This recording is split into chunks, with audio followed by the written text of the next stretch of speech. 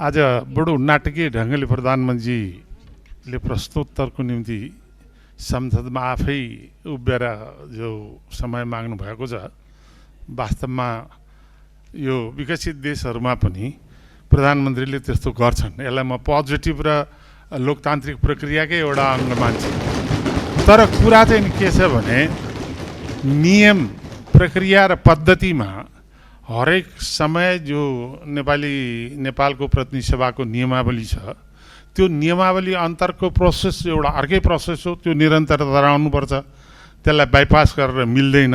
तर प्रधानमन्त्रीले उभिएर अहिलेको समसामयिक स्थितिमा माननीय सदस्यहरूको के धारणा भनेर अचानक जो उभिनु भएको छ त्यो चाहिँ राम्रै हो भन्छु। तर कुरा के छ भने अब मैले यो 2 मिनेटभित्र म धेरै कुरा सबै त भन्न सक्दिनँ। सबभन्दा पहिला हामीले निरन्तर रूपबाट मैले चाहिँ नि यो सुन्ने समय पनि निकालेको कुरा हो। 23-24 को जेएनजी आन्दोलनपछि गौरीवादी कार्कीको जुन प्रतिवेदन छ, त्यो प्रतिवेदनको सारांश रूपमा कहीँ अनौपचारिक रूपले प्रकाशित भए पनि औपचारिक रूपले त्यो प्रकाशित हुन सकेको छैन। र त्यो औपचारिक रूपले प्रकाशित हुनुपर्छ र त्यो संसदका प्रत्येक सदस्यले पाउनुपर्छ भन्ने कुरा सभामुखजी मैले पहिला पनि उठायो।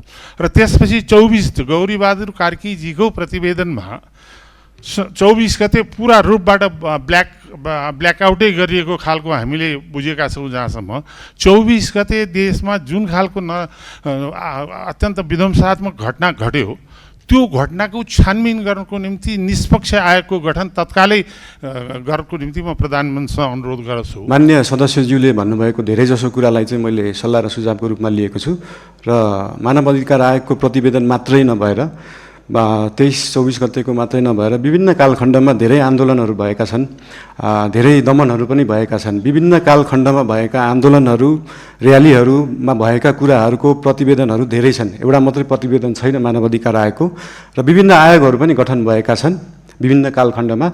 आजसम्म नेपाल सरकारलाई बुझाइएको जति पनि आयोगका प्रतिवेदनहरू छन्, ती सबै प्रतिवेदनहरूलाई एकमुष्ट रूपमा नेपाल सरकारले अध्ययन गर्छ र गर्नुपर्ने काम कारबाही त्यही हिसाबले गर्छ। धन्यवाद।